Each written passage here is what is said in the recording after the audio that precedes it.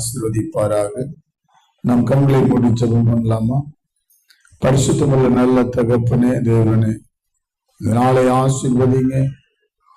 இந்த நாளிலே நாங்கள் நம்முடைய வேத வசனத்தை கற்றுக்கொள்ள கர்த்தர் உதவி செய்கிறார். இயேசுவின் நாமத்தினால் ஜெபிக்கிறோம் நல்ல பிதாவே, ஆமென். அல்லேலூயா, அல்லேலூயா, அல்லேலூயா. வேதாகமத்திலே மார்த்தாள் மரியாளுடைய சம்பவம் நாம் நல்லா அறிந்திருக்கிறோம். மார்த்தாளும் மரியாளும். மார்த்தாள் என்ன பண்ணாங்கன்னா, இயேசுவுக்கு எதையாவது செய்து அவரை திருப்திப்படுத்தணும், ஏதாவது செய்யணும். மார்த்தாள் நினைச்சாங்க, ஒரு நல்ல போதகர் வந்திருக்காங்க, தேவனுடைய குமாரன் வந்திருக்காரு, நம்ம வீட்டுல அவருக்கு விதவிதமா சமைச்சு நல்ல உணவு பதார்த்தங்களை கொடுத்தா அவர் திருப்தி ஆவாரு, சந்தோஷப்படுவாரு அப்படின்னு அவங்க நினைச்சிருக்கலாம். அப்படி நினைக்கிறது நல்லதா கெட்டதா? நல்ல விஷயம்தான். அப்படி நினைக்கிறது நல்ல விஷயம்தான். மார்த்தாள் அப்படிதான் நினைச்சாங்க. ஆனா மரியாள் என்ன நினைச்சாங்கன்னா, ஆண்டவர் நம்முடைய வீட்டுக்கு வந்திருக்காரு, நம்ம போய் ஒழுங்கா அவருடைய பாதத்துல உட்கார்ந்து அவருடைய வசனங்களை கேட்கணும் அப்படின்னு அவங்க நினைச்சாங்க. இது நல்லதா கெட்டதா? அதுவும் நல்லதுதான். ஆனா பாருங்க, சில சமயத்துல இந்த மார்த்தாள் நினைத்தது போல, மரியாள் நினைத்தது போல இன்னைக்கு சபையிலையும் நம்ம ரெண்டு விதமா நினைக்கிறோம். சில வேளைகளிலே மாம்ச பிரகாரமான காரியங்களை செய்து அது மூலியமாய் நம் தேவனை மகிமைப்படுத்த முடியும், நான் நல்லதுக்கு தானே செய்யறேன் அப்படின்னு நாம சில சமயத்துல நினைக்கலாம். சில சமயத்துல மரியாள் மாதிரி நான் எதுவுமே செய்ய மாட்டேன், ஆண்டவர் சமூகத்துல போய் உட்கார்ந்து அவருடைய பாதத்துல நான் காத்திருப்பேன், அவர் சொல்வதை நான் கேட்பேன் அப்படின்னு செய்யலாம். எது சரி அப்படின்னு கேட்டா நம்ம என்ன சொல்லுவோம்? ரெண்டும் சரிதாங்க. பொதுவா மனுஷங்க அப்படிதான் நினைப்பாங்க. மார்த்தாள் செய்ததும் சரி, மரியாள் செய்ததும் சரி அப்படிதான் நினைப்போம். ஆனா ஆண்டவர் என்ன சொல்லுகிறார் அதுதான் முக்கியம். நம்ம எது சரி அப்படின்னு நாம தீர்மானிச்சா ஆண்டவர் இந்த காரியத்தை குறித்து அவர் என்ன சொல்லுகிறார்? மரியாள் ஆண்டவருடைய சமூகத்துல உட்கார்ந்து இருக்கிறப்போ மார்த்தாள் வந்து சொல்றாங்க, ஆண்டவரே நான் ஒருத்தி இங்க கஷ்டப்படுறேனே.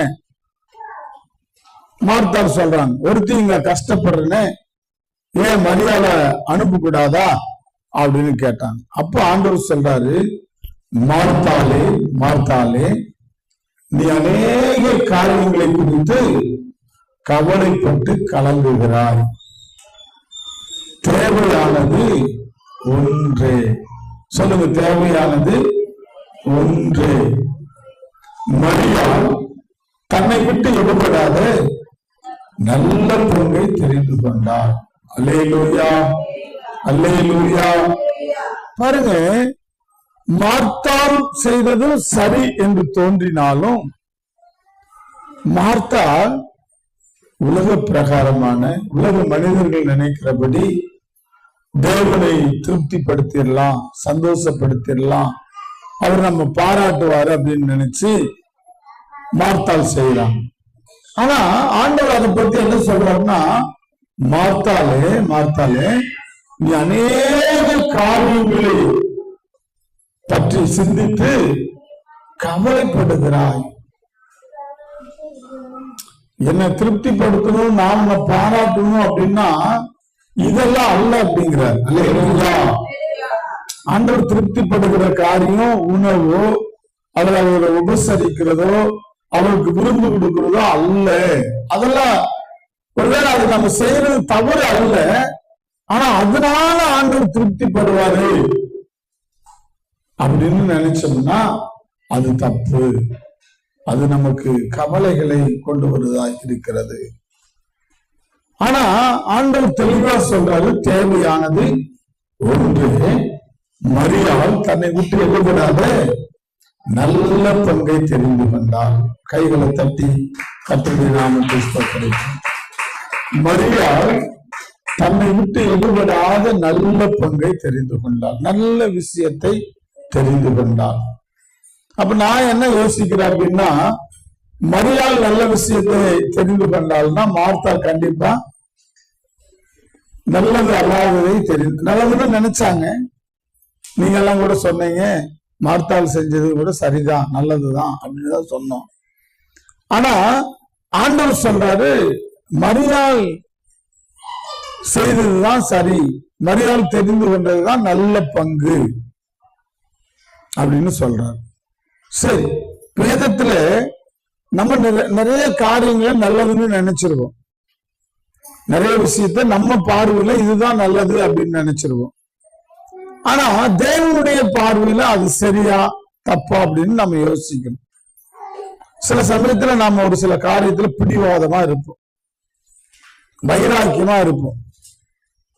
பைபிள் என்ன சொல்லுதுன்னா, நல்ல விஷயத்திற்கு வைராக்கியம் பாராட்டுறது நல்லதுதான்.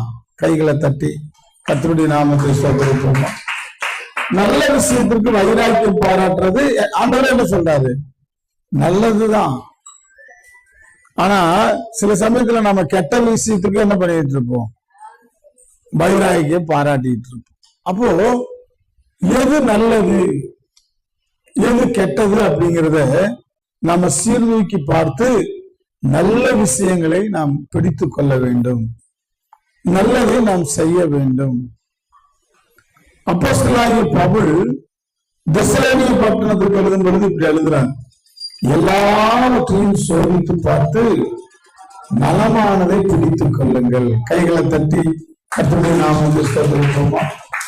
எல்லாத்தையும் நாம என்ன பண்ணணும், தேவ பிள்ளைங்க சோதிச்சு பார்க்கணும். சோதிச்சு பார்க்கறது என்ன அர்த்தம், யோசிச்சு பார்க்கணும், டெஸ்ட் பண்ணி பார்க்கணும், எது சரி எது தப்பு அப்படின்னு நாம பார்க்கணும்.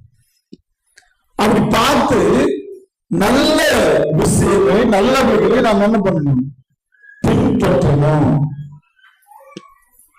நல்லதை நம்ம தைரியமா செய்யணும். ஒருவேளை பொல்லாங்காய் அது தோன்றுகிறது என்றால் ஆண்டவர் சொல்றாரு, பொல்லாங்காய் தோன்றுகிற யாவற்றையும் விட்டு விடுங்கள், விலகுங்கள் அப்படிங்கிறார். பொல்லாங்கா தோன்ற காரியத்தை நம்ம அதை செய்யக்கூடாது. சோதிச்சு பார்த்து எது நல்லதோ அதை நம்ம செய்யலாம், கெட்டதை நம்ம என்ன பண்ணக்கூடாது, செய்யக்கூடாது. ஏன் அப்படின்னா நம்ம தேவ பிள்ளைகள். அல்லேலூயா, அல்லேலூயா. சில சமயத்துல நமக்கு எல்லாமே நல்லது மாதிரி தெரியும், ஆனா அது அந்த காரியத்தை செய்யறப்ப நமக்கு பழி வந்து சேர்ந்துடும், பிரச்சனை வந்து சேர்ந்துடும், தீமை வந்து சேர்ந்துடும். அப்போ அது தீமை அப்படின்னு தெரிஞ்சுக்கணும், அது சரியில்லை அப்படின்னு தெரிஞ்சுக்கணும். சில சமயத்துல நமக்கு அது நல்லாதான் தெரியும், நான் செய்யறது சரி அப்படின்னு தான் தெரியும். ஆனா தேவனுடைய பார்வையில அது சரியா தப்பா, தேவன் அது இப்ப பாருங்க, ஊழியம் செய்யறவங்க ஒருத்தர் வந்து என்ன நினைக்கிறான்னா, ஒரு காசு ஆண்டவர் கொடுத்தாரு, ஒரு தாளந்த, அந்த ஒரு பணத்தை கொண்டு போய் என்ன பண்ணணும், புதைச்சு வச்சிடணும். ஏன்னா அவன் பார்த்தான், அவன் பார்வையில என்னன்னா, அவன் நினைச்சான் என்னைக்காவது ஒரு நாளைக்கு திடீர்னு வந்து அவர் கேட்டா நான் எங்க இருந்து கொடுக்கிறது, அதனால பத்திரமா நான் என்ன பண்ணிடுறேன், புதைச்சு வச்சிடுறேன். அவர் வந்து கேட்டா நான் எடுத்து கொடுத்துட்றேன். அவர் காசு நமக்கு எதுக்கு, அவரு கொடுத்தது நம்ம ஏதாவது செலவு பண்ண போய் தொழில் பண்ண போய் ஏமாற்றமாயி அது இழந்துட்டோம்னா திடீர்னு அவர் வந்து கேட்டா நாம என்ன பண்றது. அது இல்லாம எங்க எஜமா மோசமான ஆளு, அவர் வந்து திடீர்னு கேட்பாரு. விதைக்காத இடத்துல அறுக்கிறவரு, தெளிக்காத இடத்துல சேர்க்கிறவரு. பாருங்க, நாம அப்படி யோசிக்கலாம். அதுக்கு கொடுத்த காசை நம்ம ஏன் அப்படி பண்ணணும், பத்திரமா நம்ம என்ன பண்ணலாம், புதைச்சு வைக்கலாம். அவனை பொறுத்தளவுக்கு அது எப்படி நல்லது அப்படின்னு நினைக்கிறேன். நான் நினைச்சது நல்லது அப்படின்னு நினைக்கிறான். ஆனா இன்னொருத்த 5 தாளத்தை வாங்கணும் என்ன பண்றான்னா, அதை வச்சு சம்பாதிச்சு மேல 5 தாளந்து சம்பாதிக்கிறான். அல்லேலூயா. 2 தாளந்து வாங்கணும், அவன் என்ன பண்றான்? அதை வச்சு மேல 2 தாளந்த சம்பாதிக்கிறான். ஆனா இந்த 1 தாளந்து வாங்கின மட்டும் புதைச்சு வைக்கிறான். இப்போ அவங்க பார்வையில 3 பேரும் செஞ்சது சரிதான். அவங்க பார்வையில அவன் எஜமான் கொடுக்குற காசை நம்ம எதுக்கு அப்படி பண்ணணும், திடீர்னு வந்து கேட்டாருன்னா அவர் காசு கேட்போம் அப்படின்னு பத்திரமா கொடுத்துடலாம். அவன் யோசிச்சதுல அவனுக்கு தவறு இல்லைங்கிற மாதிரிதான் தெரிஞ்சது. ஆனா அவனுடைய எஜமான் வரும்பொழுது, அவர் ஆண்டவர் அந்த காரியத்தை பற்றி சொல்லும் பொழுது 5 தாளந்து வச்சு மறுபடியும் 5 தாளந்து சம்பாதிக்கிறவன் ஆண்டவர் சொல்றாரு நல்லது. கைகளை தட்டி விசாரப்பட்டலாமா? நல்லது. என்ன சொல்றாரு? நல்லது.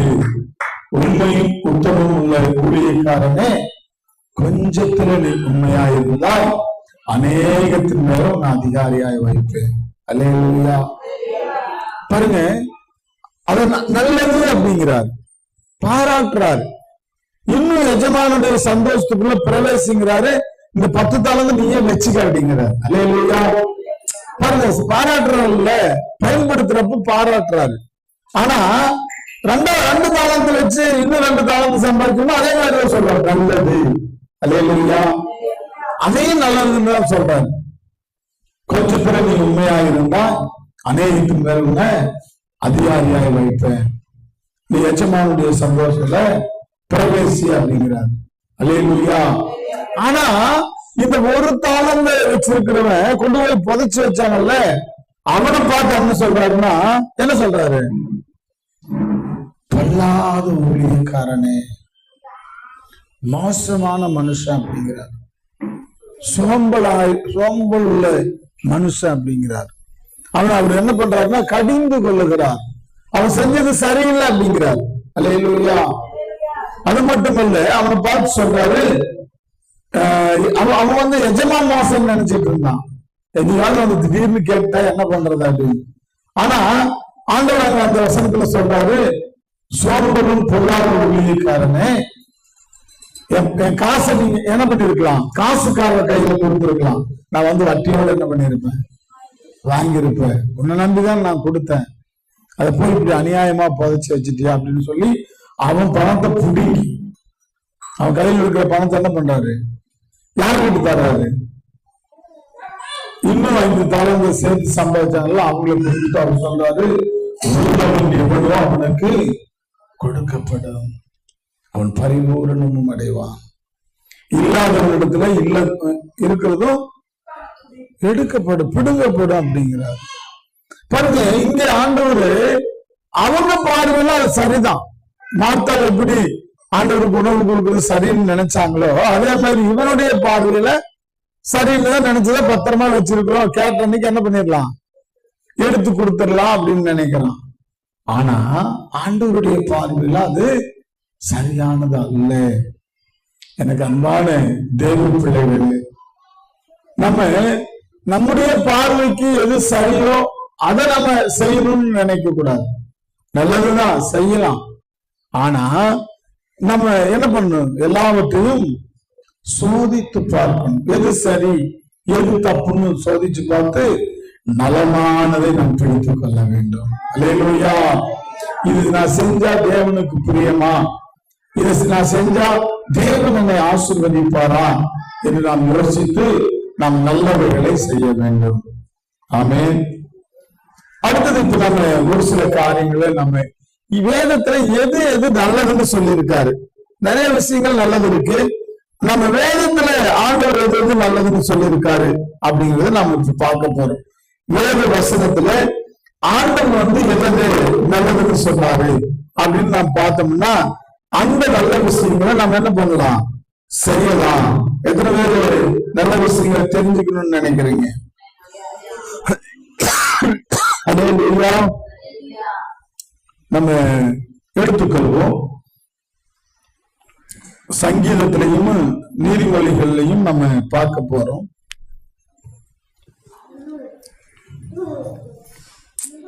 சங்கீதம் 27:16 குறிச்சுக்குங்க. சங்கீதம் 27:16 நம்ம வாசிக்க போறோம். ஏழாவது எடுத்து வாசிக்கலாம். சங்கீதம் 27 16வது வசனம், 6வது வசனம் பண்ணீங்க சார். 37 16 சாரி, சங்கீதம் 37 16. அநேக துன்மார்க்கருக்குள்ள செல்வ திரட்சியை பார்க்கணும் நீதிமானுக்குள்ள கொஞ்சமே நல்லது. கைகளை தட்டி கர்த்தருடைய நாமத்தை ஸ்தோத்திரம். இன்னைக்கு உலகத்துல எல்லாரும் என்ன நினைக்கிறாங்களா, எதை செஞ்சாலும் பரவாயில்ல சம்பாதிக்கணும், எதை செஞ்சாலும் பரவாயில்ல பணம் இருக்கணும், பணம் இருந்தாதான் மதிப்பாங்க, பணம் 10 செய்யும், பணம் பாதாள வரைக்கும் பாய், இப்படி எல்லாம் சொல்லிட்டு நிறைய பேர் என்ன பண்றாங்கன்னா துன்மார்க்கமாய் வாழ்ந்து, துன்மார்க்கமா வாழ்ந்தாலும் பரவாயில்ல பணம் மட்டும் வந்தா போதும் அப்படின்னு சில பேர் நினைக்கிறாங்க. ஆனா பாருங்க, நமக்கு யோசிக்கிறப்ப ஆமா பணம் இருந்தாதானே மதிக்கிறாங்க அப்படிதான் தோணும். நான் சொல்ற சரியா? நிறைய அப்படி பேசுறப்ப நமக்கு என்ன தோணும், ஆமா பணம் இருந்தாதானே நல்லது, பணம் வேணுமல்ல. ஆனா பணம் வேணும், பைபிள் அப்படிதான் சொல்லுது, பணமும் எல்லாவற்றுக்கும் உதவும். அல்லேலூயா. பணம் உதவுன்னு தான் பைபிளும் சொல்லுது. ஆனா பண ஆசை எல்லா தீமைக்கும் வேறாயிருக்கும். பாருங்க, துன்மார்க்கமாய் வருகிற ஆஸ்தி, துன்மார்க்கமாய் வருகிற சம்பத்து, துன்மார்க்கமாய் வருகிற பொருள் நல்லது அல்ல. அது நற்பெயரை தராது, அது ஆசீர்வாதத்தை தராது. இப்ப பாருங்க, கர்த்தருடைய ஆசீர்வாதமோ ஐஸ்வர்யத்தை தரும், அதோடு அவர் என்ன பண்ண மாட்டாரு, வேதனையை கூட்ட மாட்டாரு. ஆனா துன்மார்க்கமா சம்பாதிக்கிற பணம் வேதனை வருமா வராதா? வேதனை வரும், அதனால பிரச்சனை வரும். யாரையாவது வஞ்சித்து, யாரையாவது ஏமாத்தி, யாருக்காவது துரோகம் பண்ணி, யாராவது அவங்க மனசு கஷ்டப்படுற மாதிரி ஒரு பணம் நமக்கு வந்ததுன்னா அதனால நமக்கு அது பாதிப்பை ஏற்படுத்தும். அதனால வேதாகமத்துல நாம் வாசிக்கிறோம், நீதிமொழி சங்கீத 37 16 அநேக துன்மார்க்கர்களுக்குள்ள செல்வ திரட்சியை பார்க்கணும் நீதிமானுக்குள்ள கொஞ்சமே நல்லது. அல்லேலூயா. நம்ம அப்படி யோசிக்கிறோமா, எனக்கு கொஞ்சம் இருந்தாலும் நல்லது அப்படின்னு பைபிள் சொல்லுது. ஒருவேளை நம்ம கிட்ட நிறைய இல்ல, துன்மார்க்கம் கிட்ட இருக்கிற அளவுக்கு நம்ம கிட்ட இல்ல, அதனால சோர்ந்துடாதீங்க. நம்ம தேவனுக்கு பயந்து தேவனுடைய பாதத்துல சரியான வாழ்க்கை வாழ்ந்து கொஞ்சமா வந்தா கூட அது நமக்கு நல்லது. ஏன்னா புதிய ஏற்பாட்டில் நாம் வாசிக்கிறோம், எப்பொழுதும் இந்த மனதில் கூடிய தேவ பக்தியே மிகுந்த ஆதாயம். அல்லேலூயா, அல்லேலூயா. நம்ம கொஞ்சம் இருந்தாலும் போதும் அப்படின்னு நினைக்கிறோம். துன்மார்க்கருக்கு வருகிற அதிகமான செல்வ திரட்சியை விட நீதிமானுக்குள்ள கொஞ்சமே என்னதுன்னு சொல்றாரு பைபிள், நல்லது. இங்க பாருங்க, நான் துன்மார்க்கமா வாழ்ந்து நிறைய ஆஸ்தி, நிறைய பொருள், நிறைய செல்வம், நிறைய நகை, நிறைய பணம் எனக்கு வர்றதை காட்டிலும் நான் தேவனுக்கு பயந்து நீதிமானா வாழ்ந்து கொஞ்சமா இருந்தா கூட அது எனக்கு நல்லது. அதே போலதான் நான் என்ன சொல்றேன்னா, உலகம் என்னமோ சொல்லிட்டு போகட்டும், ஆண்டவர் இப்படிதான் சொல்றாரு, நீதிமானுக்குள்ள கொஞ்சமே நல்லது. எல்லாரும் சொல்லுங்க, நீதிமானுக்குள்ள கொஞ்சமே நல்லது. துன்மார்க்கிட்ட இருக்கிற நிறைய செல்வத்தை பார்க்கணும் எங்கிட்ட இருக்கிற கொஞ்சம் கூட நல்லதுதான். அல்லேலூயா. ஆண்டவர் அது நல்லதுன்னு சொல்றார். அல்லேலூயா. ஒருவேளை உலகம் வேணும்னா உங்ககிட்ட என்ன இருக்குது அப்படின்னு சிலதான் நம்மளை பார்த்து, இத்தனை நாள் சர்ச்சுக்கு போற உனக்கு என்ன இருக்குது அப்படின்னு கேட்கலாம். ஒன்னும் இல்லைனாலும் பரவாயில்ல, ஏசப்பா என் கூட இருக்கிறார். அல்லேலூயா, அல்லேலூயா. நான் இன்னைக்கு செத்தா கூட பரலோகத்துக்கு போறேன். அல்லேலூயா.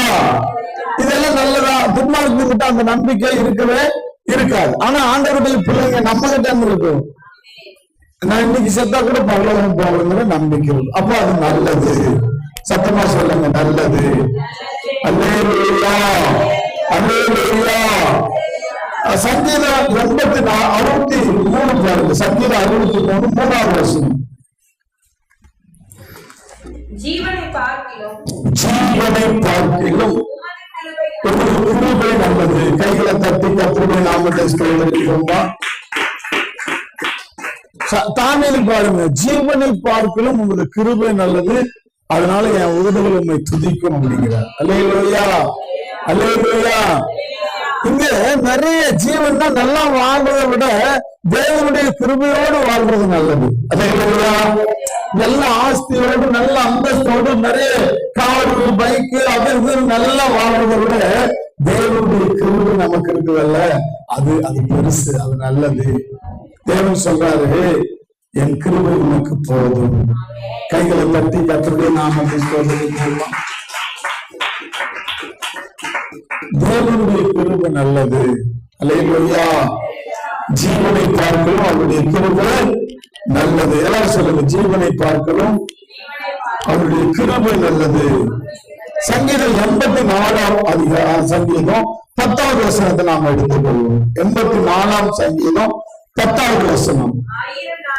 1000 நாளை பார்ப்பது ஒவ்வொரு பிரகாரங்களே செல்லும், ஒரே நாள் நல்லது. கைகளை தட்டி கர்த்தருடைய நாமத்தை ஸ்தோத்திரிப்போம். அது மட்டுமல்ல, ஆகாயமே கூடாரங்களில் வாசமாக இருக்கிறதை பார்க்கிறோம், என் தேவனுடைய ஆலயத்தின் வாசற்படியிலே காத்திருப்பதையே தெரிந்து கொள்கிறேன். கைகளை தட்டி கர்த்தருடைய நாமத்தை ஸ்தோத்திரிப்போம். இன்னைக்கு ஞாயிற்றுக்கிழமை, இது தேவனுடைய நாள். 1000 நாளை பார்க்கணும். இந்த நாளில் நான் தேவனை ஆராதிக்கிறது நல்லது. ஆகாயம் கூடாரங்களிலே நான் 1000 வருஷம் இருக்கிறத பார்க்கணும். உங்களுடைய ஆலய வாசப்படியில நான் காத்திருக்கிறதையே தெரிந்து கொள்கிறேன். எனக்கு அது போதும். அல்லேலூயா. தாவீது பாருங்க, ராஜா சொல்றாரு, இதெல்லாம் எனக்கு பெருசு இல்லை, தேவனுடைய ஆலயப்படியில நான் காத்திருக்கிறது நல்லது. எனக்கு ஒரு பெரிய ஆச்சரியங்க. என்ன அப்படின்னா, தாவீது பத்சேபாள் கிட்ட போய் தப்பா நடந்துக்குவாரு. ஒரு குழந்தை ஒன்று உருவாயிரும். அந்த குழந்தை பாவத்தினால பிறந்ததுனால கர்த்தர் அது நோய்வாய்ப்பட அனுமதிக்கிறாரு. நோய்வாய்ப்பட்டிருக்கு. சாகுற நிலைமையில அந்த குழந்தை இருக்குது. எல்லாருமே தாவீது கிட்ட சாப்பிடுன்னு சொல்றாங்க, சாப்பிடவே மாட்டேங்கிறான். திடீர்னு அந்த குழந்தை செத்துருது. இப்ப எல்லாரும் பயப்படுறாங்க, ஐயோ குழந்தை உயிரோடு இருக்கிறப்பவே சாப்பிடுன்னா சாப்பிடல, அத்தனை நாள் உபவாசம் இருந்தாரு, இப்ப செத்து போச்சு, அவர்கிட்ட போய் சொன்னா அவ்வளவுதான், என்ன கதறாரோ தெரியல அப்படின்னு எல்லாருமே பயந்துட்டு இருக்காங்க. ஆனா இவங்க பேசுறது தாவீது கேட்டுட்டு குழந்தை செத்து போச்சுன்னு தெரிஞ்சுட்டு நேரம் என்ன பண்றான் தெரியுமா? யாரோ சொல்லுங்க பாருங்க. நேரம் என்ன பண்றான்? குளிச்சுட்டு தேவாலயத்துல போய் கர்த்தரை தொழுந்துட்டு மறுபடியும் வந்து சாப்பாடு வந்து கேட்கறான். குழந்தை செத்துக்கிட்டு இருக்குது, குளிச்சுட்டு எங்க போறான்? அதுதான் தாவீது சொல்றாரு, உங்களுடைய ஆலய வாசப்படியிலே காத்திருப்பதையே தெரிந்து கொள்வேன். கைகளை தட்டி கர்த்தருடைய நாமத்தை பாருங்க. ஞாயிற்றுக்கிழமை ஆனா உலக பிரகாரமான வேலைகளை, உலகப்புறமான காரியங்களை நாம தெரிந்து கொள்வதை காட்டிலும் தேவனுடைய ஆலயப்படியில் இருப்பதுதான் பெருசு, அதுதான் நல்லது. அல்லேலூயா. ஆனா எல்லாரும் என்ன சொல்லுவாங்க, சொந்த பந்தம் இங்கெல்லாம் போறணும், அங்கெல்லாம் வரணும், அப்படி எல்லாம் இருக்கணும் அப்படின்னு நம்ம சொல்லுவோம். என்னதான் இருந்தாலும் ஒரு நாளைக்கு தானே விசேஷம் பண்றாங்க, நம்ம அப்படி யோசிப்போம். ஆனா ஆண்டவர் எது நல்லதுன்னு சொல்றாரு? ஒருவேளை ஆண்டவர் நீங்க விசேஷத்துக்கு போறதுதான் நல்லது, வேலைக்கு போறதுதான் நல்லதுன்னு சொல்லியிருந்தா அவர் என்ன எழுதியிருப்பாரு? என் பிள்ளைகள் என் ஆலயத்துக்கு வருவதை பார்க்கணும், வேலைக்கு போறதுதான் நல்லதுன்னு எழுதி வச்சிருப்பாரு. ஆனா அங்க அப்படி இல்லை, வேலைக்கு போறதை காட்டிலும் ஆண்டவருடைய ஆலயத்துக்கு வர்றது நல்லது. கைகளை பற்றி கற்பனை நாம அப்ப நம்ம எதை தெரிந்து கொள்ள போகிறோம்? அது எதுக்கு ஆண்டவர் எதுக்கு சொல்றாருன்னா, நீங்க எதை தெரிஞ்சுக்கணும் அப்படிங்கிறதுக்காக சொல்றாரு. அல்லேலூயா, அல்லேலூயா, அல்லேலூயா. நம்ம உலக பிரகாரமான காரியங்களுக்கு ஓடுவதை காட்டிலும் தேவனுடைய ஆலயத்திலே, குறிப்பா அவருடைய வாசற்படியிலே காத்திருப்பதையே தெரிந்து கொள்வேன் அப்படிங்கிறது. 1000 நாளை பார்க்கணும், ஒரு நாள் நல்லதாமா. அல்லேலூயா, அல்லேலூயா. சங்கீத புஸ்தகம் இது ஒரு வித்தியாசமா சொல்றாரு பாருங்க. தாவீது 119 சங்கீதம் 11வது வசனம் 21வது வசனத்தை யாராவது வாசிப்போம். இது சரின்னு நாம சொல்ல முடியுமான்னு பாருங்க. தாவீது ஒரு வித்தியாசமா சொல்றாரு பாருங்க. 119 71 வசனம். நான் உபத்திரவப்பட்டது எனக்கு நல்லது, அதனால் உனக்கு பிரமாணங்களை கற்றுக்கொள்கிறேன். இந்த மாதிரி என்ன சொல்றாரு அப்படின்னா, நான் கிறிஸ்தவன், நம்ம என்ன நினைக்கிறோம்னா எனக்கு உபத்திரவமே வரக்கூடாது, எனக்கு கஷ்டமே வரக்கூடாது, எங்க வீட்டுல எந்த பிரச்சனையும் நோய் நொடியே வரக்கூடாது அப்படின்னு நினைக்கிறோம். என்ன பொறுத்த அளவுக்கு நம்ம என்ன நினைப்போம், அது நல்லதுதான் அப்படின்னு நினைப்போம். அது நல்லதே கெட்டதா? எதுவுமே பிரச்சனையே வரக்கூடாது, நல்லது. ஆனா இங்க தாவீது என்ன சொல்றாருன்னா, எனக்கு நான் உபத்திரவப்பட்டது எனக்கு நல்லது. ஏன் அப்படின்னா, அதனாலே உன்னுடைய பிரமாணங்களை நான் கற்றுக்கொள்கிறேன். அல்லேலூயா. பாருங்க, எனக்கு உபத்திரவம் பாடு வரலைன்னா நான் தேவனையே மறந்துடுவேன். எனக்கு கஷ்டமே வரலைன்னா ஆண்டவர் ஒரு ஜெபம் பண்றாரு, ஆண்டவரே என்ன ரொம்ப உயர்த்திடாதீங்க, ரொம்ப என்ன கீழே பண்ணிடாதீங்க, என்ன சமமா வைங்க அப்படின்னு சொல்லிட்டு சொல்றாரு. நீங்க ரொம்ப என்ன உயர்த்தினீங்கன்னா நான் உங்க நாமத்தை மறுதளிச்சிருவேன். ரொம்ப உயர்த்தினா அவங்ககிட்ட எல்லாமே வந்துருச்சுன்னா என்ன பண்ணுவான், மறந்துடுவோம். ஆதரவு அப்படிதான் சொல்றான், அப்படியெல்லாம் அப்படி எனக்கு ரொம்பத்தை கொடுத்துடாதீங்க அப்படிங்கிறான். ஒருவேளை என்ன ரொம்ப கீழே என்ன தள்ளிட்டீங்கன்னா நான் திருடி உங்களுடைய நாமத்தை மகிமைப்படுத்த வேண்டிய, ரொம்ப நான் கீழே போயிருந்தா என்ன பண்ண வேண்டியது இருக்கு, உங்க நாம தூசிக்கப்பட்டுரும். அதனால எனக்கு அது பாருங்க, அன்றன்று உள்ள ஆகாரத்தை அன்றன்றைக்கு படி எனக்கு அளந்து போடு அப்படிங்கிற, கைகளை தட்டி கர்த்தருடைய நாமத்தை ஸ்தோத்திரிப்போம். ஒரு முறை ஒரு அம்மா ரொம்ப ஒரு ஏழை, ரொம்ப கஷ்டப்பட்டாங்க. பாஸ்டர் கிட்ட வந்து வாரம் ஆனா கணக்கா ஆராதனை டயத்துக்கு வந்துடுவாங்க. கணக்கா 9 மணிக்கு ஆராதனைன்னா 8:45 8:50 வந்துடுவாங்க. பாஸ்டர் பார்த்தா முதல்ல அந்த அம்மா தான் வரும், வந்து சேரையோ பாயெல்லாம் போடு கூட்டும், முதல்ல வந்துடும். 10 நிமிஷத்துக்கு முன்னும் வருமா தவிர ஒரு நிமிஷம் கூட பின்னால வரவே வராது. அவ்வளவு பகை பக்தியா வந்துட்டு இருந்தாங்க. ஒரு ஏழை தாயார் என்ன அப்படின்னு அவங்க வீட்டு குடும்ப ஜபத்துக்கு போயிட்டு வர்றப்போ அந்த அம்மாவை பார்த்தா, அந்த அம்மாவுக்கு ஒண்ணுமே வசதி வாய்ப்பு ஒண்ணுமே இல்லை, ரொம்ப ஏழ்மையா இருந்தாங்க. அப்போ பாஸ்டர் அம்மா சொன்னாங்க பாஸ்டர் கிட்ட, அவங்க ரொம்ப கஷ்டப்படுறாங்க, நம்ம அவங்களுக்கு ஏதாவது செய்யணும், என்ன பண்ணலாம், அவங்க வருமானத்துக்காக ஒரு 2 ஆடு வாங்கி கொடுக்கலாம், ஒரு 4-5 கோழி வாங்கி கொடுக்கலாம், வாங்கி கொடுத்தா என்ன பண்ணலாம், அவங்க பெருகிருமல்ல, அவங்க ஏதோ சம்பாத்தியம் உண்டாகுமல்ல, வாங்கி கொடுக்கலாம் அப்படின்னு சொல்லி ஜெபம் பண்ணி அங்கங்க எப்படியோ காசை திரட்டி ஒரு 2 ஆடுன்னு ஒரு 4-5 கோழியும் வாங்கி கொடுத்தாங்க. இது நல்லதா கெட்டதா? நல்லது. ஆனா ஒரு 2-3 வாரம் பாத்தீங்கன்னா அந்த அம்மா வந்தது, அதுக்கப்புறம் வரவே இல்லை, சர்ச்சுக்கு வரல. பாஸ்டருக்கு ஆச்சரியம், என்னடா ஒண்ணுமே இல்லாதப்ப இப்படி சர்ச்சுக்கு கணக்கா வந்தது, எப்ப 10 நிமிஷம் முன்னதான் வரும். இப்ப ஆடு வாங்கி கொடுத்தோம், 2 ஆடு 4-5 கோழி வாங்கி கொடுத்தோம், இப்ப சர்ச்சுக்கு வர்றதில்லையா அப்படின்னு சொல்லி அந்த அம்மா பொறுக்க முடியாம கேட்டாங்க, ஏமா இப்படி லேட் ஆகி வரும், ஆட்டுக்கு புல்லு கொண்டாடணும் பாஸ்டர், நீங்க கொடுத்த 5 கோழி முட்டை வைக்குது, அதை எடுத்து வைக்கணும்ல பாஸ்டர், எடுத்து வச்சுட்டு நேரம் ஆயிடுது, அதனாலதான் கொஞ்சம் ஒரு நாளைக்கு வர முடியல, ஒரு நாளைக்கு லேட் ஆகி வர்றதுக்கு அதுதான் காரணம். பாருங்க, இப்ப பாருங்க, இப்ப பாஸ்டர் என்ன சொன்னாராமா, நான் தான் தப்பு பண்ணிட்டேன், கம்முன்னு அந்த அம்மா ஒழுங்கா ஆராதனைக்கு வந்துட்டு இருந்தது, நான் தான் என்ன பண்ணிட்டேன், தப்பு பண்ணிட்டேன். பாருங்க, நம்ம சில சமயத்துல நம்ம வாழ்வின் ஆதாரம் பெறுகிறப்போ, தேவன் நமக்கு ஆசீர்வாதங்களை தர்றப்போ, சாத்தா என்ன பண்றாருன்னா தேவனுக்கு கொடுக்க வேண்டிய கனத்தை நம்மிடத்துல இருந்து அவன் நீக்கிறான். ஆனா நம்ம சில சமயம் என்ன நினைக்கிறோம்னா, நமக்கு வருமானம் எவ்விதத்திலையும் வருதல்ல,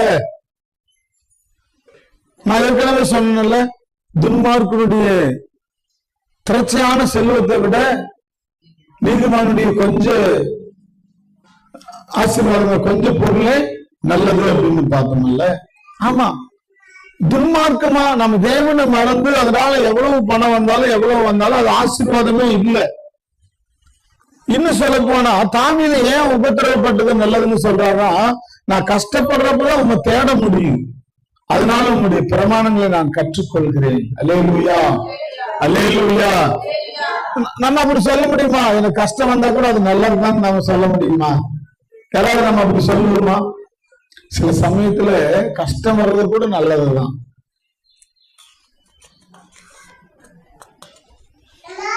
அல்லேலூயா.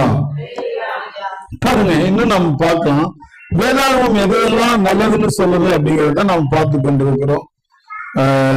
நம்ம அடுத்தபடியாக இன்னொரு காரியத்தை நாம் பார்க்க போறோம்.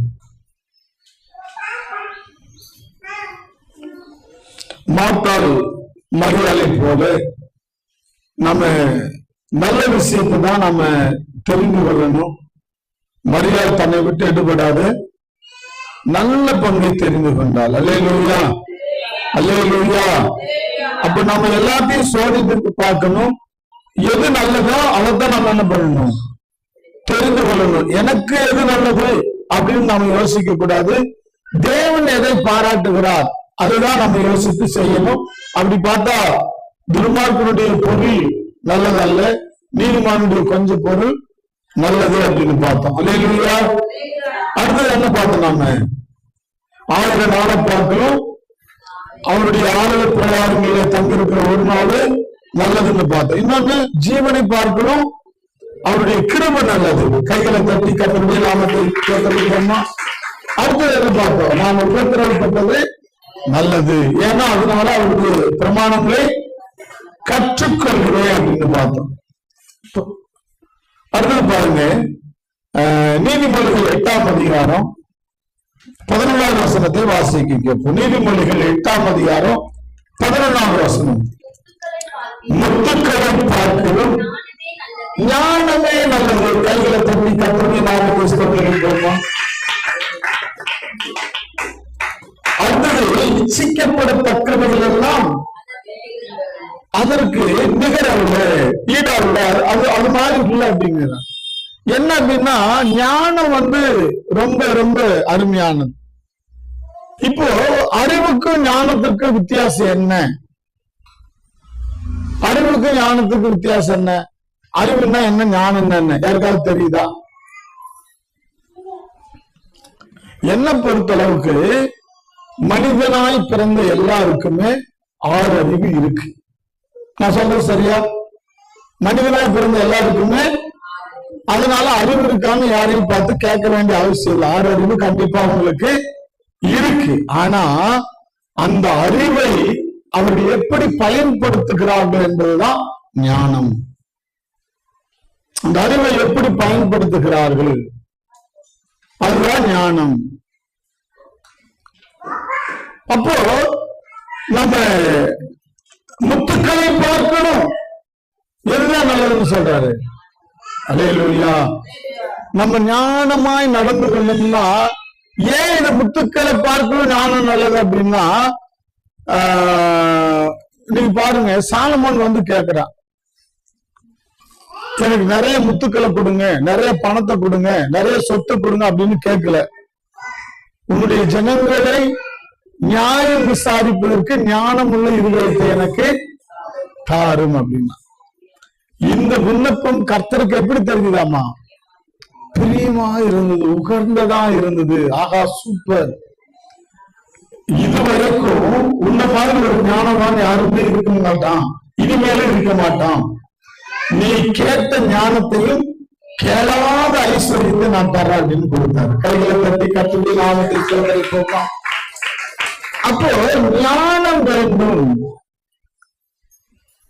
ஒரு வசனம் இப்படி சொல்லுது, நீங்க தீட்டாம இருப்பாயுதத்தை தீட்டாம உபயோகிச்சீங்கன்னா அதிக பலனை நாம என்ன பண்ண வேண்டியதா இருக்கு, உபயோகிக்க வேண்டியதா இருக்கு. சில மொன்ன கத்தியை வச்சுட்டு நிறைய வெட்டணும். மொன்ன கத்தியை வச்சுட்டு நம்ம ஏதாவது வெட்டணும்னா எத்தனை வெட்டணும்? நிறைய வெட்டணும். அதே ஞானம் உள்ள ஒரு மனிதன் போய் ஒரு 2 தீட்டி அதை பதப்படுத்திட்டு வந்தா ஒரே வெட்டில வெட்டு ஒண்ணு துண்டு ரெண்டா போயிரு. அப்போ அது தீட்டுறதுதான் ஞானம், புத்தி.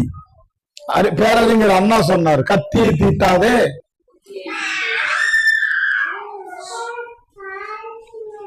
நம்ம புத்தியோட நடந்துக்கணும்.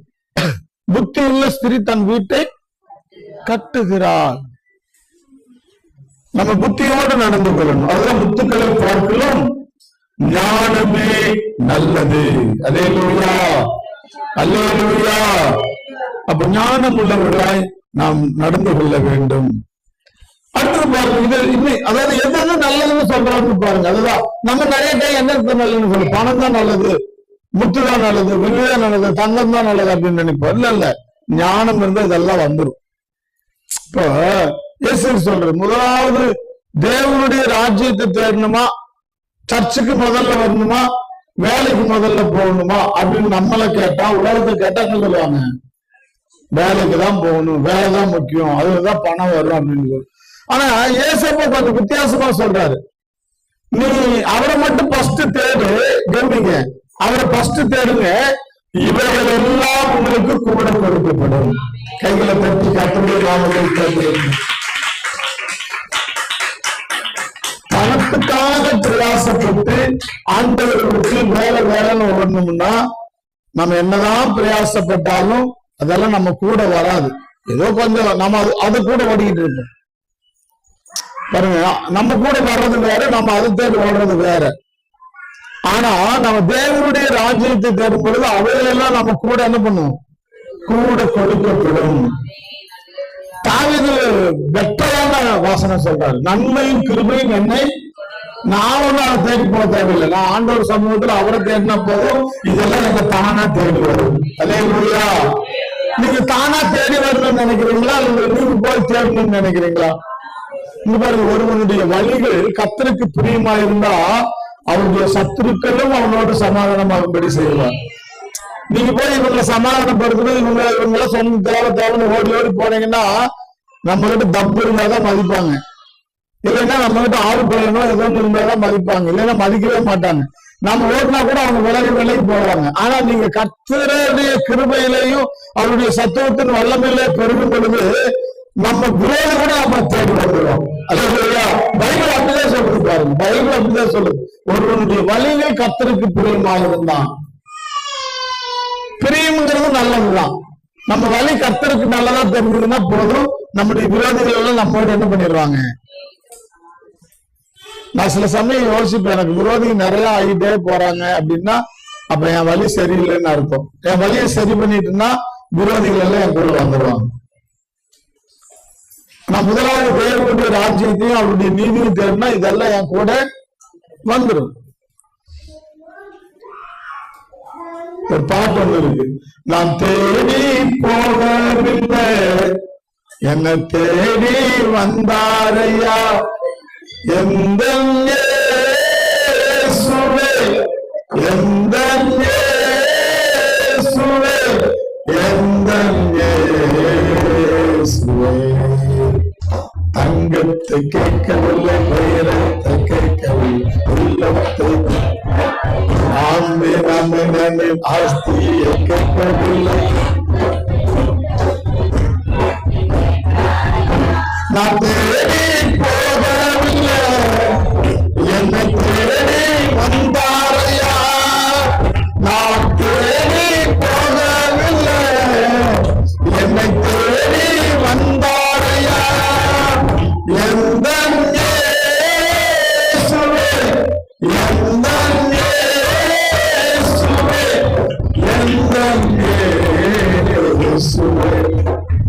ஆனா அவரு தங்கத்தையோ வெள்ளியோ பொண்ணையோ ஆஸ்தியோ அந்தஸ்தா கேட்கல, நம்முடைய உள்ளத்தை தான் கேட்கல. ஏன்னா நம்முடைய உள்ளம் தான் அவர் தங்கி இருக்கிற ஆலயம். ஆனா நம்ம எனக்கு நீர் இருந்தா போதாண்டவரே, நீங்க இருந்தா போதாண்டவரே அப்படின்னு நம்ம நினைக்கிறோமா அப்படின்னா இல்ல. அன்பு தேவ பிள்ளைகளே, கர்த்தரையும் அவருடைய சத்துவத்தின் வல்லமையிலையும் பலப்படுங்கள். நம்ம அவரை அதிகமா தேடுவோம், அவரை அதிகமா பிடித்துக் கொள்வோம், இவைகள் எல்லாம் நமக்கு கூட கொடுக்கப்படும். அல்லேலூயா, அல்லேலூயா, அல்லேலூயா. பார்க்கலும், வசனம் பாருங்க, முத்துக்களை பார்க்கலும் ஞானமே நல்லது. அல்லேலூயா, அல்லேலூயா. நம்ம வேதாகமத்துல நிறைய இடத்துல வாசிக்கிறோம். வேதத்துல தப்பு தப்பா நல்ல விஷயம்னு சொல்ற ஆளுங்க இருந்தாங்க. என்ன அப்படின்னா, யோனா ஒரு விஷயம் சொன்னார். என்ன அப்படின்னா பாருங்க, யோனாவை நினிவேவுக்கு போக சொன்னாரு. நினிவே பட்டணம் பாவத்துல நிரம்பி இருக்கு, அதை போய் எப்படி ஆய்வு சுவிசேஷத்தை சொல்லி அந்த பட்டணம் மனம் மாற்றணும்னு ஆண்டவர் நினைச்சாரு. ஆனா யோனாவுக்கு அங்க போக பிரியம் இல்லை. அவர் தர்ஷீசுக்கு போக கப்பல் இருந்தாரு. அங்க காற்று கடலு கொந்தளிப்பெல்லாம் வந்தது. அங்க யோனாவை தூக்கி கடல்ல போட்டா காற்று கொந்தளிப்பெல்லாம் நின்றுன்னு சொன்னாரு. தூக்கி போட்டாங்க. மீன் அவனை முழுங்குச்சு. மீனுக்கு ஆண்டவர் கட்டளைட்டு இருந்தாரு. மீன் 3 நாள் மீன் வயிற்றுல இருந்து அவன் ஜெபம் பண்ணான். கரையில கக்கிருச்சு. எந்திரிச்சு பார்த்தா நினிவே பக்கமா இருக்கு. சரி வந்து சொல்லிட்டு போயிடணும். போய் சொல்லிட்டு அவன் பாட்டுக்கு இன்னும் 3 நாள்ல 40 நாள்ல நினிவே அழுகி போகுது. நாங்க உட்கார்ந்து பார்க்காம உட்கார்ந்துட்டு இருக்காரு. ஆனா அந்த நினிவே பட்டணம் என்ன பண்ணிடுச்சு, மனம் மாறிட்டாங்க. யோனாவுடைய வார்த்தையை கேட்டு தேவன் நம்ம பட்டணத்தை அழிக்கிறாருன்னு சொன்னோம்னா, அந்த ராஜா, அந்த நாட்டில் இருக்கிற ராஜா, ஆடு மாடுகள் எல்லாம் உபவாசம் போடுங்க, எல்லாரும் தங்கள் பொல்லாத வழிகளை விட்டு மனம் திரும்புங்க, ஒருவேளை கர்த்தர் நம்ம அழிக்கிறோம்னு சொன்ன அந்த தீர்மானத்தை மாத்தி நம்ம அழிக்காம காப்பாத்துவாரு அப்படின்னு நினைச்சிட்டு அவங்க எல்லாம் உபவாசம் போட்டு ஜெபம் பண்ண உடனே அவங்களுக்கு செய்யற தீங்குக்காக ஆண்டவர் மனஸ்தாபப்பட்டு தீங்கு செய்யல. என்னடா அழின்னு ஒரு சோழச்செடியில பக்கத்துல உட்கார்ந்துட்டு அங்க பார்த்துட்டு இருந்தா என்ன பண்ணல, அந்த பட்டணம் அழியவே இல்லை. யோனாவுக்கு பயங்கர கோபம் வந்துருச்சு. பயங்கர கோபம். இப்ப ஆண்டவர் மாத்திட்டாலும் யாரு மாத்துறது இல்ல. இதுதான் சாமியே வரம் கொடுத்தாலும் பூசாரி வரம் கொடுக்க மாட்டாங்க. ஆண்டவரே மன்னிச்சுட்டாரு, யோனா என்ன பண்ண மாட்டேங்கிறான். நீங்க சொன்னீங்க நல்லா அழிச்சுதான் ஆகும். ஒரு மரத்தை எழுப்பினாரு. அந்த மரத்துல போய் உட்கார்ந்த அடியில ஒரே பூச்சி கட்டளையிட்டாரு. பூச்சி பூரா தின்னுருச்சு ஒரே நைட்ல. காலையில எந்திரிச்சா உசனம் வந்தோடனே வெயில சுள்ளுன்னு அடிச்சோடனே இவனுக்கு கோபம் எரிச்சல் ஆயிடுச்சு. நிறைய பேருக்கு வெயில் காலத்துல யாரையாவது அவங்க கிட்ட வாயை கொடுத்துறாதீங்க, ரொம்ப கோபம் வந்துடும். வெயில்ல அவங்க எரிச்சல் அதிகமா இருப்பாருங்க. யோனாவுக்கு அப்படிதான் எரிச்சல் வந்துருச்சு. ஆண்டவர் கேட்கிறா, யோனாவே நீ இப்படி எரிச்சலா இருக்கலாமா? எது வரைக்கும் நீ எரிச்சலா இருப்ப? யோனா சொல்றான், நான் சாகிற வரைக்கும் இப்படியே இருக்கிறது நல்லது அப்படிங்கிறான். ஹலோ, நான் சாகிற வரைக்கும் இப்படி எரிச்சலா இருக்கிறது நீங்க சொல்லுங்க, அது நல்லதா கெட்டதா? ஆனா யோனா சொல்றேன், நான் சாகிற வரைக்கும் இப்படி எரிச்சலா இருக்கிறது என்னன்னு சொல்றான், நல்லதா அப்படிங்கிறான். ஹலோ, நம்ம சில சமயத்துல அப்படிதாங்க யோனாவை மாதிரி நான் இப்படியே இருக்கிறது நல்லதுன்னு நம்ம நினைக்கிறோம். ஆனா தேவன் என்ன சொல்றாரு, இல்லப்பா அப்படி இருக்கிறது நல்லதல்ல. இன்னும் பாருங்க, ஆண்டவர் அங்க சொல்றாரு, ஏப்பா 120,000 பேருக்கு அதிகமா ஏராளமான மிருகஜீவன்கள் ஆடு மாடுகள் இருக்கிற ஒரு ஆவணத்துக்காக ஒரு நாள்ல முளைச்சு ஒரே நாள்ல செத்து போன இந்த செடிக்காக நீங்க இவ்வளவு பரிதபிக்கிறீங்க. ஏராளமான மிருகஜீவன்களும் ஆடு மாடுகளும் இருக்கிற 120,000 பேருக்கு அதிகமா இருக்கிற நினைவுக்காக நாம் பரிதபியாமல் இருப்போம். அல்லேலூயா. நான் நிறைய டைம் நினைப்பேன், நம்ம குடும்பத்திற்காக, நம்ம குடும்பத்துல ரட்சிக்கப்படுகிறவர்களுக்காக ஒருவேளை நீங்க பரிதபியாமல் இருந்தாலும் ஆண்டவர் அவர்களுக்காக பரிதபிக்கிறார். அவர்கள் ரட்சிக்கப்பட வேண்டும் என்பதற்காக ஆண்டவர் பரிதபிக்கிறவராயிருக்கிறார். அல்லேலூயா. யோனா பாருங்க, ஆண்டவர்கிட்ட எடுத்து பேசுறான் பாருங்க. அதுதான் எனக்கு ஆச்சரியமா இருக்கு. இந்த விஷயத்துல மட்டும் ஆண்டவரே சொன்னாலும் நான் ஒத்துக்க மாட்டேன் அப்படிம்பாங்க சில பேர். ஹலோ, சில பேர் என்ன சொல்றாங்க, இந்த விஷயத்துல ஆண்டவரே சொன்னாலும் நான் என்ன பண்ண மாட்டேன். பாருங்க எவ்வளவு பிடிவாதம் பாருங்க. பைபிள் சொல்லுது, நல்ல விஷயங்களுக்கு வைராக்கியம் பாராட்டுறது நல்லது. நம்ம கெட்ட விஷயங்களுக்கு நம்ம பிடிவாதமா இருப்போம்னா அது தப்பு. அன்புக்குரியவர்களே, நம்ம தேவனுக்கு முன்பாக தவறான காரியங்களை செய்ய வேண்டாம். மரியாளும் மார்த்தாலும் 2 பேரும் நாங்க செய்யறது நல்லதுன்னு நினைச்சாங்க. ஆனா ஆண்டவர் சொன்னாரு, நீ அநேக காரியங்களை குறித்து கவலைப்பட்டு கலங்குகிறாய். தேவையில்லாத காரியத்தையெல்லாம் நீ பிடித்து போட்டுக்கிட்டு கலங்கிட்டு இருக்கிற. தேவையானது ஒன்று, மரியாள் தன்னை விட்டு ஈடுபடாத நல்ல பங்கை தெரிந்து கொண்டாள். அன்புக்குரிய தேவ பிள்ளைகளை, நீங்கள் நல்ல பங்கை தெரிந்து கொள்ளுங்கள், நல்ல காரியங்களை தெரிந்து கொள்ளுங்கள். பிடிவாதத்திற்காக எனக்கு இதுதான் நல்லது அப்படின்னு சொல்லி யோனாவை போல தேவையில்லாததுக்கு இதுதான் நல்லது அப்படின்னு சொல்லாதீங்க. சீர்தூக்கி பாருங்க, எல்லாவற்றையும் சோதித்து பாருங்கள், நலமானவைகளை பிடித்துக் கொள்ளுங்கள். பொல்லாங்காய் தோன்றுகிற யாவற்றையும் விட்டு விலகுங்கள். கர்த்தர் அதை நம்ம கிட்ட எதிர்பார்க்கிறாரு. நல்லதை செய்வோம், கெட்டதை விட்டு விடுவோம். கர்த்தர் நம்மை ஆசீர்வதிப்பார். கைகளை தட்டி கர்த்தருடைய நாமத்தை ஸ்தோத்திரிப்போம். அல்லேலூயா, அல்லேலூயா. நம்ம எல்லாரும் எழுந்து ஒரு பாடலை பாடி ஆண்டவருடைய நாமத்தை உயர்த்தலாமா? எல்லாரும்